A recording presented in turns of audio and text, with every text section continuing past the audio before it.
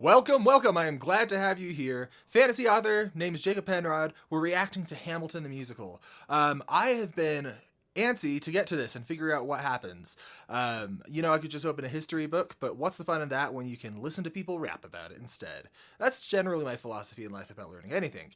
I have been just in like this fever dream induced fugue state of editing and rewriting my book, and so I am looking forward to this break. The book is coming along nicely though. It's called Seven Rangers. I've been thinking about how to pitch it, and I've landed on the plot of Seven Samurai with the heart of Guardians of the Galaxy and the tone of Attack on Titan. So if any of that means anything to you and it sounds good, then follow me and you might get to read it in the future. Gosh, I'm good with words. I'm like Alexander Hamilton, the greatest president in the world.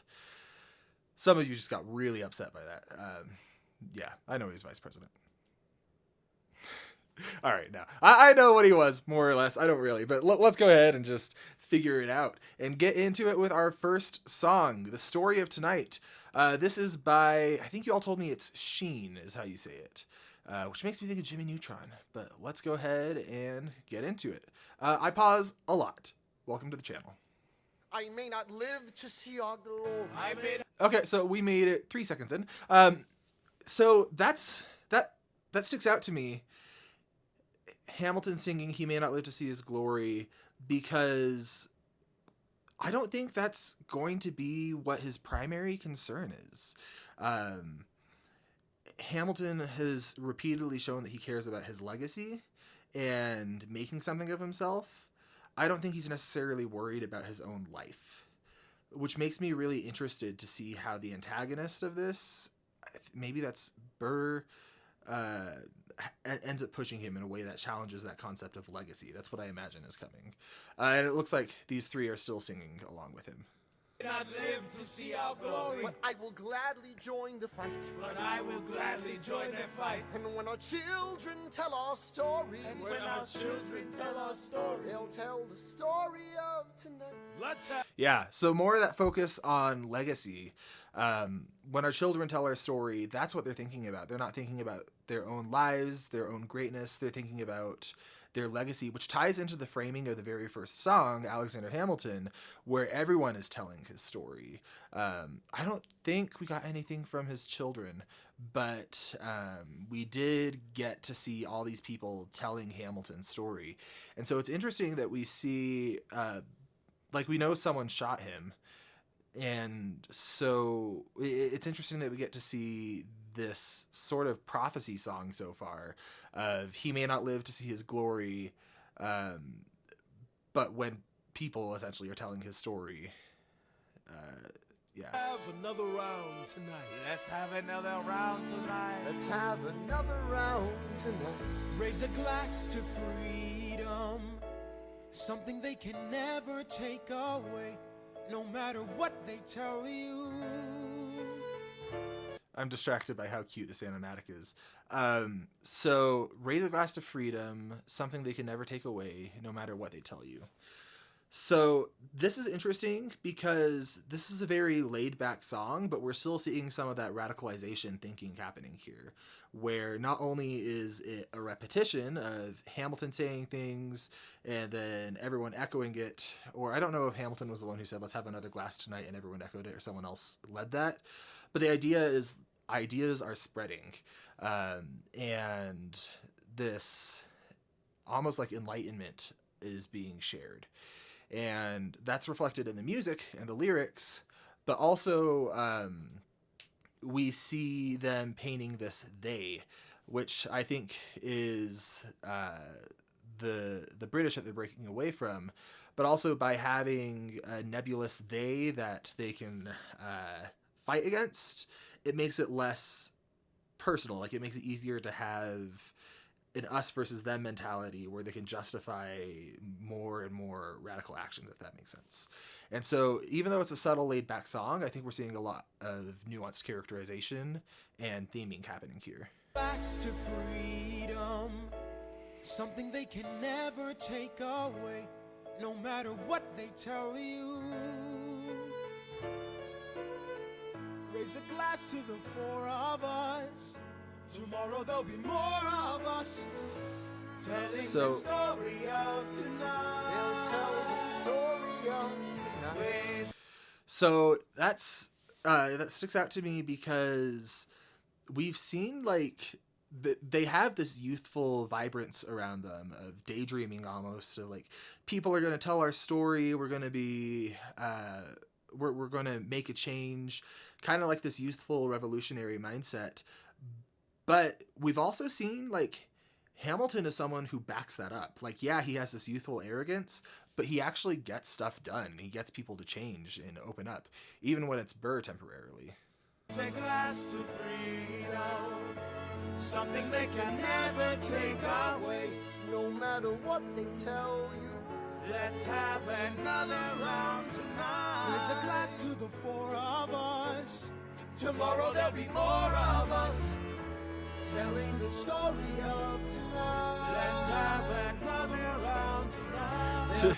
To distract, or to quote myself from my epic reactions, I got distracted by the gay. Oh, it's such a cute animatic. All right. Let's have another round tonight. They'll tell the story of Raise tonight. a glass to freedom. They'll tell the story of Raise a tonight. glass to freedom. They'll tell the story of tonight. Who's that? Story of tonight. I guess we're going to find out in the Schuyler Sisters. Next one. There's nothing rich folks love more than going down. Okay, so we're back to Burr as the narrator, which is interesting that he's operated as the narrator so often when he's characterized as the observer, like the person who watches and takes inventory of things. And with him being positioned as a narrator, it's showing us that that's also kind of the function that he plays in the story. I might be overthinking it. I am prone to overthink, believe it or not. It has happened. And there's a quote by someone that sometimes the curtains are just blue. And yes, valid, but also what if there's a reason? Anyway. Slumming it with the poor. There's nothing rich folks love more than going downtown and slumming it with the poor. They pull up in their carriages and gawk at the students in the common just to watch them talk. Take Philip Schuyler, the man is loaded. Uh-oh, but little does he know that his daughters, Peggy, Angelica, Eliza, sneak into the city just to watch all the guys. Okay, so this is doing a few things. I'm going to try and take it in order. First, it's easy when there's a narrator to take what they say as like the gospel of the story and have it be the truth. But in actuality, with how people have been characterized so deeply in this, I imagine that what's being told isn't the absolute truth of the story, but rather it's reflective of Burr's personality and of how he sees the world. And so what does he say? I don't have a takeaway quite yet. Rich folks love more than going downtown and slumming it with the poor. There's nothing rich folks love more than going downtown and slumming it with the poor. I feel like Burr comes from money. I might be wrong, but that's an interesting observation in that case, because then we're getting this world building, the sense of classism almost. They pull up in their carriages and gawk at the students in the common just to watch them talk. I don't know if he said gawk at the students in the colleges or gawk at the students in the common just. I don't think it changes too much. So he is kind of, I feel like he comes from money. I might just be making something up and hallucinating. But regardless, we get the sense that he's seeing this divide that very likely is actually there, I'd imagine, between the rich and the poor. But he also sees the Philip Schuyler, is that the name? Let me. Take Philip Schuyler, the man is loaded. Uh-oh, but little does he know that his daughter's Peggy and but little does he take Philip Schuyler, the man is loaded. Uh-oh, but little does he know that his daughter's Peggy, Angelica, Eliza, sneak into the city just to watch all the guys. Okay, so Take Philip Schuyler, the man is loaded. So I'm curious. We've had this viewpoint from Burr of how he sees motivations of rich people in the city, where he sees them as coming to observe and just look and see what life is like, from what I understand. Um, and I think it's just how they've been framed in the animatic, where they seem very forward and confident, the sisters. Uh, I imagine we're going to get a disconnect between what their actual motivation is and what Burr has set it up as. But I guess we'll see.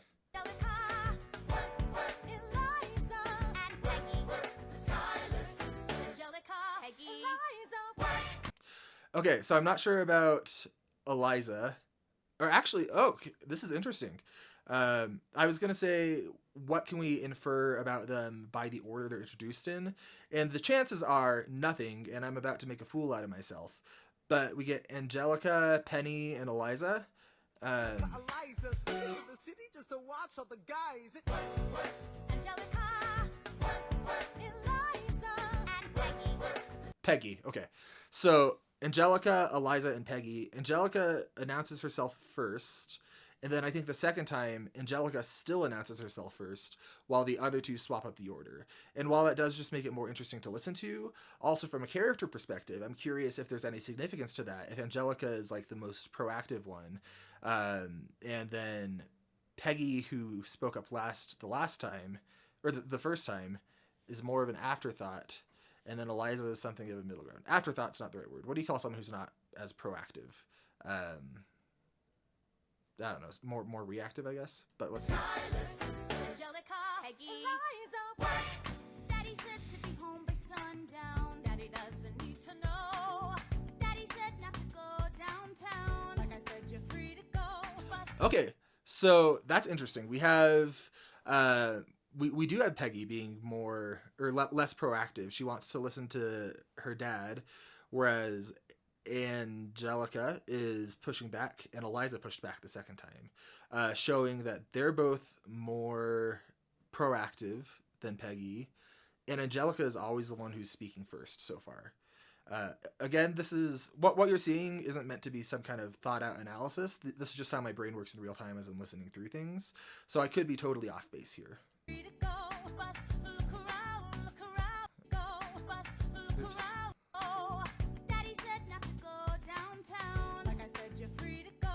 But look around, the revolution's happening in New York.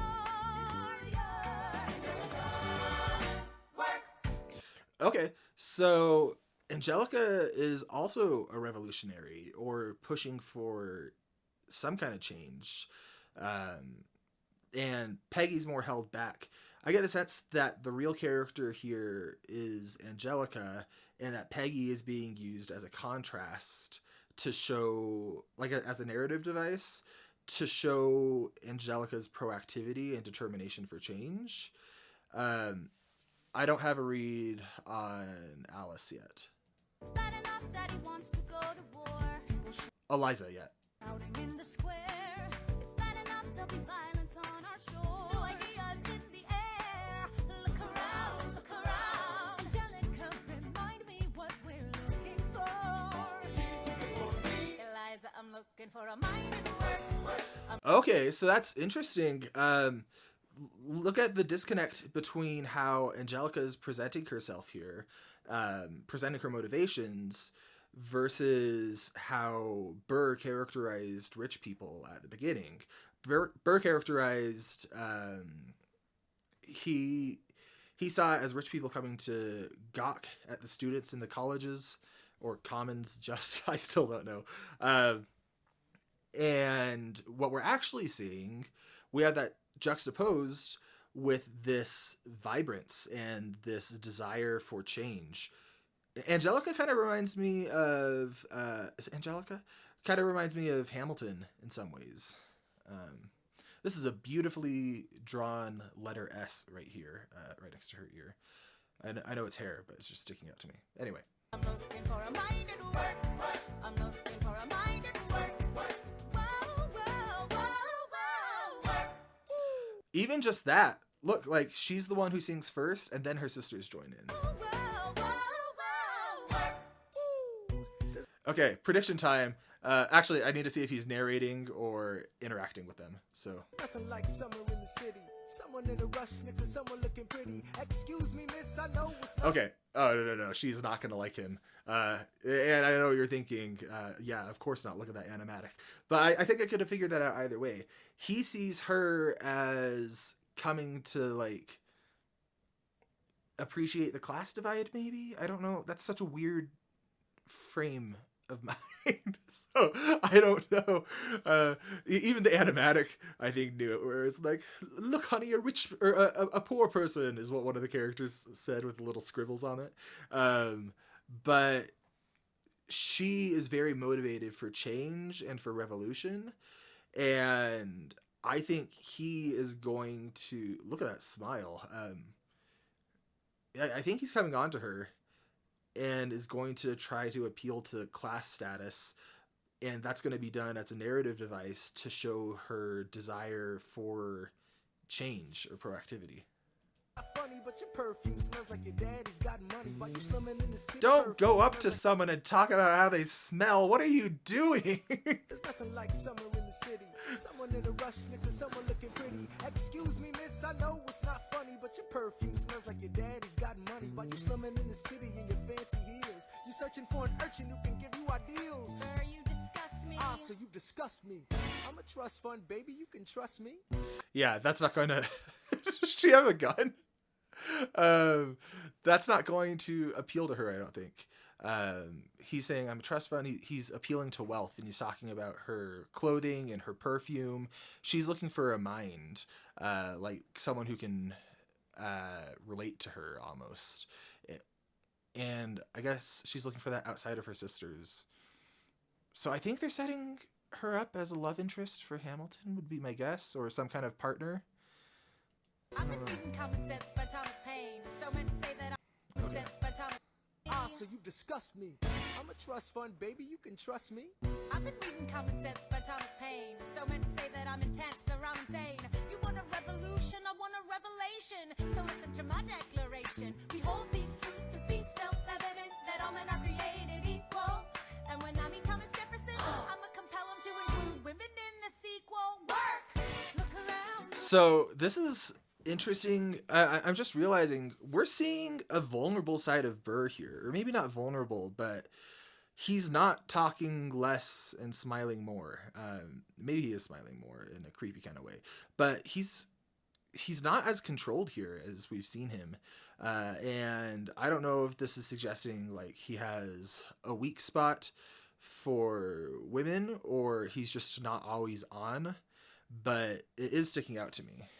Let's go back to that last little phrase. I mean Thomas Jefferson, I'ma compel him to include women in the sequel.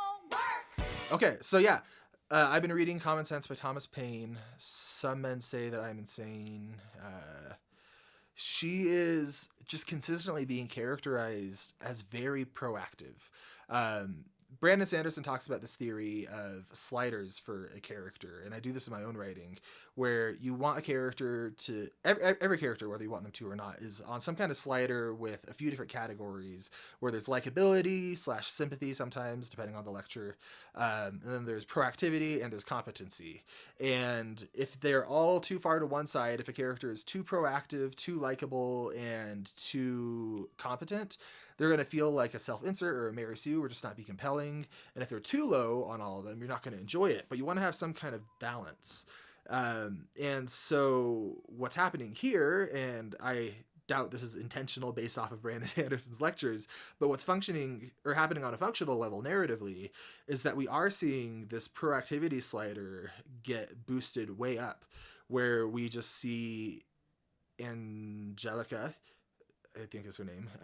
We see that she wants this change to happen, and she's pushing for it. And not only that, she's going to go up against Thomas Jefferson and tell him to change what he did. And I imagine that's anachronistic in some extent, where there wasn't actually, or maybe my hunch is that there wasn't actually this suffrage movement this early on to this level, where women were being this proactive in politics, not because they didn't want to be necessarily, just because that wasn't the time. I could just be talking out of my butt here, so feel free to correct me. But my guess is that if it is an anachronism, if it's something where it shouldn't be, it's done for the purposes of displaying her proactivity and enhancing our ability to connect to her as a character. Look around, how lucky we are to be alive right now. Look around, how lucky we are to be alive right now. History is Oh, is that just two of them singing? Because if Angelica's not singing there, that's kind of telling. Yeah, that's Alice, Eliza, and Penny. And then Angelica joins in. She joins in after singing "Look Around at How Lucky We Are to Be Alive Right Now," where maybe she does feel lucky to be alive, but she's not content with the situation. She's really excited about this revolution and this enlightenment of thought. And so I think maybe she has trouble appreciating where things are. Maybe that's a character flaw that's being set up through the music, is no matter what's going on, she's not satisfied with the level of progress that they've made, always wanting more, which is reminiscent of Hamilton. happening in Manhattan, and we just happen to be in the greatest city in the world. In the greatest city in the world. It's on the ground, so let's say that I'm a tenor from the day. Do you want to rush and around revelation? To my generation, we hope these times to be self-evident, that I'm in the greatest city in the world. Look around, how lucky we are to be alive right now. So this is also a similar thing, and to some extent this is just theater, where you have one character singing and then it builds out to lots of characters singing, but I still think that has meaning whether or not it was intentional, and I suspect it was intentional. But Angelica, just like actually no, that was Eliza that started this one, is "Look around at how lucky we are to be alive right now." Regardless, some of the sisters, if not all of them, are capable of causing change in people and getting them to join in these ideas, or at the very least celebrating with them. It's really interesting. I also really appreciate, just in this animation, how few lines there are to give volume to the hair, and it still feels full. And I'm such a bad artist, I would just be like, well, I have to connect all of the lines, or else how will you know where it starts and ends? I just think it's cool. All right. All right, so I made it less than a second before I paused. Here we are. My thought is they're singing about look around, they're appreciating the city, and New York has been consistently portrayed as... In New York, you can be a new man. It's portrayed as a new start. And I think that at first, I thought that was just a new start for Hamilton, but here it's being portrayed as a new start for the city, or for all of the people who are establishing what will become the United States. Angelica,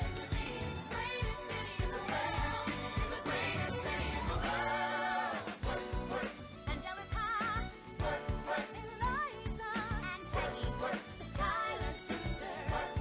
We're looking for a mind at work. Hey, in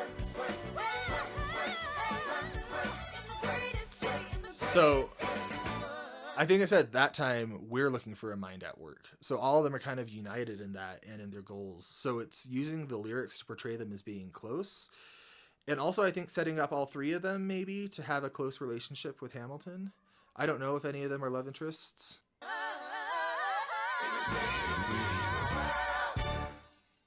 How fun. Okay, next up we have Farmer Refuted. And I think that'll be the last...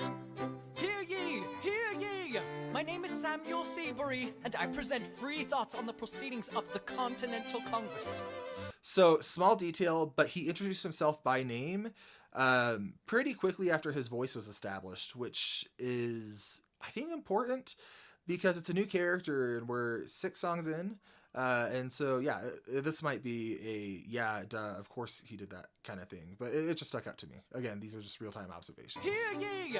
My name is Samuel Seabury, and I present free thoughts on the proceedings of the Continental Congress.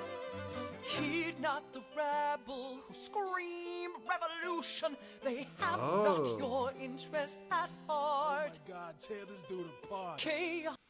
Okay, this is interesting. We're getting a counter-revolutionary viewpoint. I think without showing the other side of things, that it would be very easy to just feel like, yay, revolution, let's change everything. But by adding a human element to it, by showing what the other side looks like, even if he ends up being not portrayed as like the hero of the song, because I doubt he will be, by adding that counter narrative, I think it does something really important for the balance of the tone of the story. And then was that Hercules? Was that his name? Who said tear this dude apart? That also highlights characterization with the 4 younger men who are part of this. They're not necessarily interested in discourse about this. They're not wanting to entertain both sides. They're not wanting this to be a real debate so much as they're just wanting to eviscerate the other side and make their points known. And I think he was talking to Hamilton when he said that. Also, Burr is here. Burr is not going to want him to tear this dude apart. God, tear this dude apart. Chaos and bloodshed are not a solution. Don't let them lead you astray. This Congress does not speak for me. Let him be. Yeah. Oh, that's so on brand already. Burr was characterized within like his first sentence, and it's been consistent ever since then. He might be my favorite character just because of how clearly he shines through. Chaos and bloodshed is not the solution. Don't let them lead you away. Is that what he said? I feel like I always get the lyrics wrong. This Congress does not speak for them. Don't let them lead you astray. Don't let them lead you astray. So he has like rehearsed talking points. And compare this to My Shot, where we had Hamilton, who was just speaking from his heart to the point that he got carried away. And he was like, sometimes I get overexcited, talk out of my mouth. There's no way that's the lyric. It's interesting seeing the difference in presentation style and how they carry themselves between this guy and Hamilton. And my guess is he's going to be a lot less effective than Hamilton. Like, we're not going to see that same thing of people echoing his sentiment. This Congress does not speak for me. Let him be.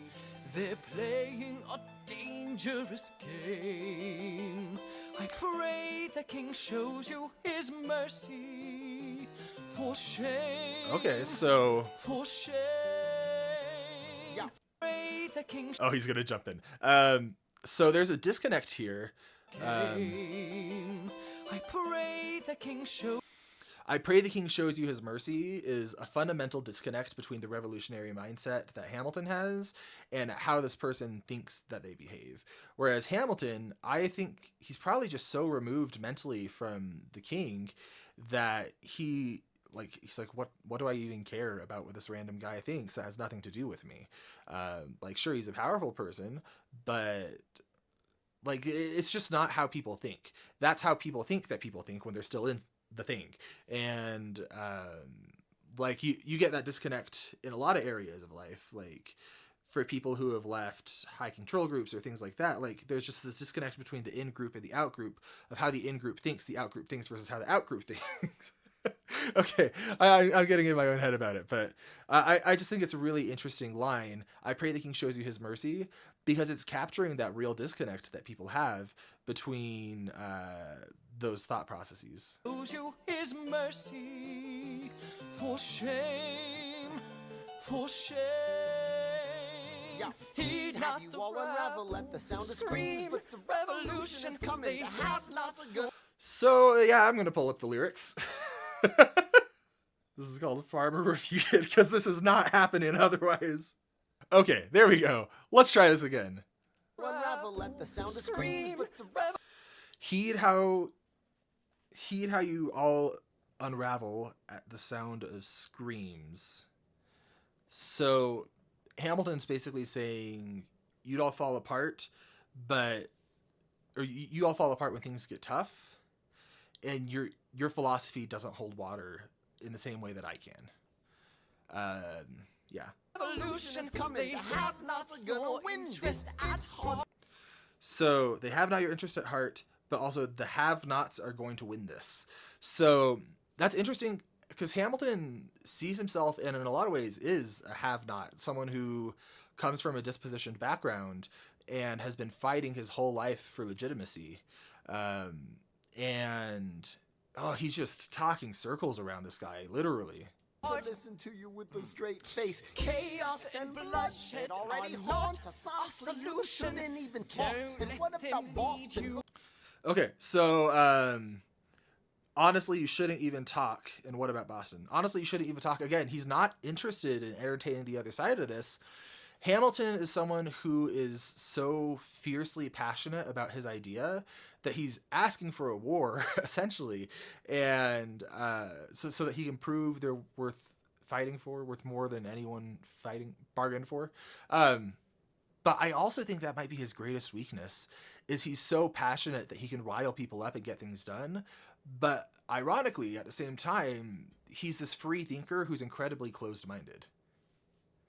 That's my read on him currently. That could change. Like, I'm not speaking authoritatively.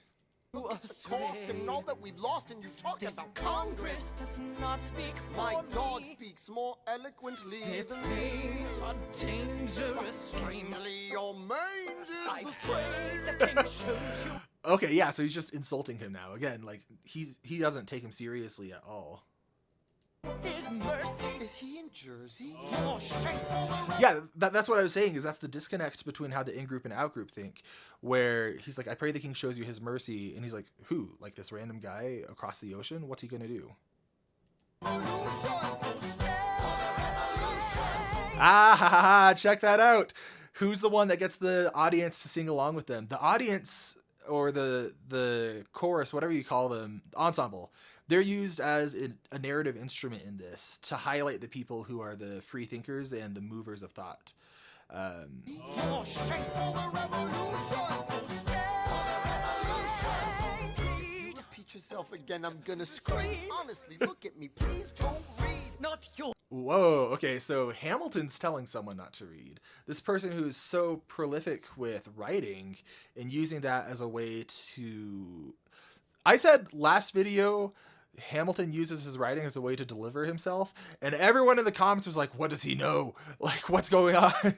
And I'm so curious. I've been thinking and just tossing and turning over it for hours, and I'm like, what's a Hamilton song? Isn't one that's like, deliver us? And I'm like, no, that's Moses. So I don't know. Anyway, Hamilton is using writing as deliverance, is saying, break away from the writing, let's engage with this authentically. Again, going back to that core flaw, like Hamilton's like a storm. Like, he is someone who comes in, and there was a storm when he was a child. So maybe it was a metaphor where he comes in and he just stirs things up and he breaks everything down in service of having true discourse, but he's not interested in entertaining it at the same time. Like I said, it's this interesting tension in his character. interest. Don't modulate the key, then not debate with me. Why should a tiny island across the sea regulate the price of tea? Alexander, please. Bert, I'd rather be divisive than indecisive. Drop the niceties. I like that he pushes his head down. So that comes and goes really fast, but there's a disconnect there between Burr and Hamilton, who Hamilton originally was idolizing Burr, but now he's pushing back against him and being like, you're too nice, you're too passive. He can't keep up with this wildfire that is Hamilton.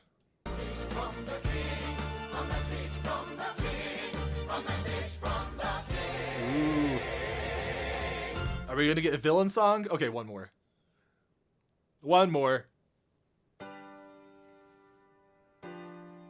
So a villain song is going to, in theory, let me make sure that this is the king singing before I spout something.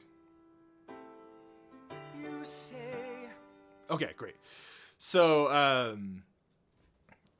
a villain song ideally is going to show how he can threaten Hamilton in a way that only he can. And that's not going to be his life. I think that's going to be his legacy. And I don't know what that's going to look like quite yet. But you say... The price of my love is not a price that you're willing to pay. You cry. So there's already thematic wording here. You say the price of my love is not the price that you're willing to pay. And we know that there's themes between Hamilton and finance, where he is someone who grew up poor and is deeply concerned about that. And Hamilton was seeing that as the cost of oppression, but the king is seeing it as, that's the cost of my love. This is me taking care of you. In your tea which you hurl in the sea when you see me go by. Yeah, already delegitimizing. That was the other thing, is Hamilton wants to prove that he's worth more than anyone bargained for. But the song so far, it's kind of lighthearted, kind of like, yeah, you're just throwing a little bit of a tantrum. That's okay though. Like it's all gonna be just fine. It doesn't bother old King Georgie here. I could be wrong. Maybe that's not how it ends up going. But if that's the case, that's interesting because it's attacking Hamilton's concept of validity, where it's taking something that he really wants to be seen and taken seriously for, and just kind of treating him like a kid. In your tea which you hurl in the sea when you see me go by. Why so sad? Remember we made an arrangement when you went away. Now you're making me... That's interesting, the arrangement when you went away, because it's a historical thing, but also it's showing that Hamilton is someone who predetermined arrangements aren't as important to him if something's unjust or if he feels strongly about something.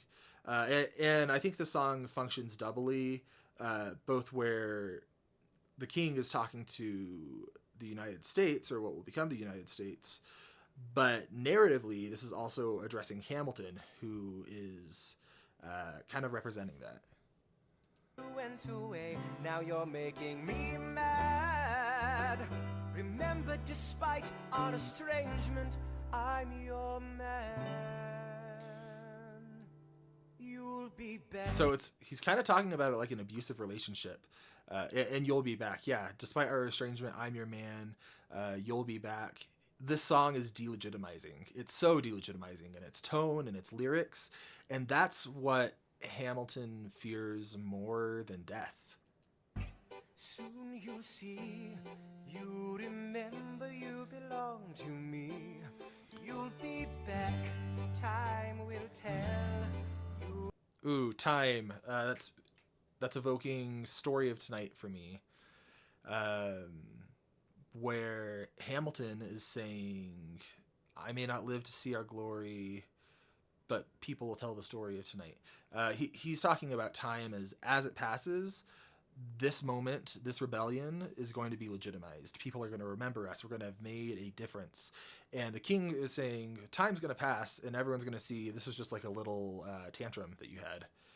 So that's interesting. Remember that I served you well. Oceans rise, empires fall. We have seen each other through it all.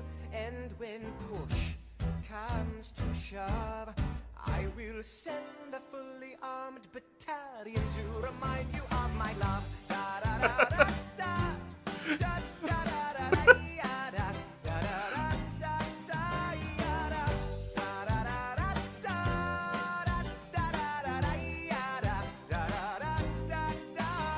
Okay, that's so fun. But when push comes to shove, I'll send a battalion to remind you of my love. That sticks out to me because Hamilton said, I wish there was a war. And this is giving him what he wants, and I think it's going to be at a cost that he didn't fully realize. So this is a fun, upbeat song that's very tactical, mind you. I think the upbeat is done to delegitimize Hamilton and attack him in a way that only the king can right now. But also it's saying, like, okay, this is what you think you want. Look at what this actually looks like. Welcome to the grown-ups table. This song is very upbeat and fun, but it's also just such a calculated personal attack on our main character. Say our love is draining in you. Da, da, da. You say our love is draining and you can't go on. Draining as in emotionally draining, but also financially draining. Again, attacking Hamilton at one of his primary concerns. You'll be the one complaining when I am gone. And no, don't change the subject, 'cause you're my favorite subject. Oh, that's fun. My sweet, submissive subject. Wait, no, don't change the subject. That reminds me of like a mirror of what Hamilton was saying last song of like, stop reading, debate with me. So Samuel, what's his face in the last song, he was like the mini boss that was easy for Hamilton to storm through, but now we have this actual force. So the last character, I think, was done to contrast and set up the imposing nature of someone who can actually attack Hamilton at his core. My royal subject, forever and ever and ever and ever and ever you'll be. Okay, so forever and ever and ever and ever reminds me of the repeating of Story of Tonight, where I do this thing all the time. I do the teacher thing where I leave the cursor on the timeline. Okay, so it reminds me of Story of Tonight, and again, it's that attacking Hamilton where he's vulnerable. He's not saying I'm going to kill you.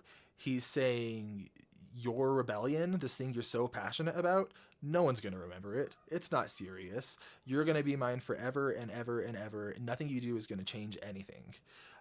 It's interesting. Like before, I will fight the fight and win the war. Another mirror of Hamilton. He's willing to fight. He's willing to go to war to cause this change. And they both have this idea of legacy, where the king wants to be remembered as like domineering, someone who is able to keep his subjects and have people appreciate him. Yeah, you might hear kids in the background. They're waking up. But we're almost done. For your love, for your praise, and I'll love you till my dying days. When you're gone, I'll go mad. So don't throw away this thing we had. 'Cause when push comes to shove, I will kill your friends and family. Kill your friends and family. Not talking about killing you, because that's not what threatens Hamilton. To remind you of my love. Da da da da da. Da da da da da da. Da da da da da da. Da da da da da. Da da da da da.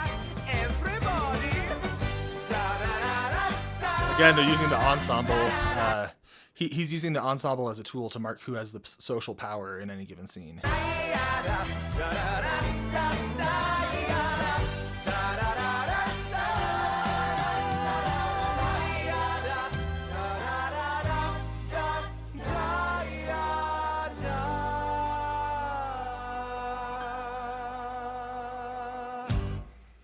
How fun. Oh, what a fun musical. This is just a blast.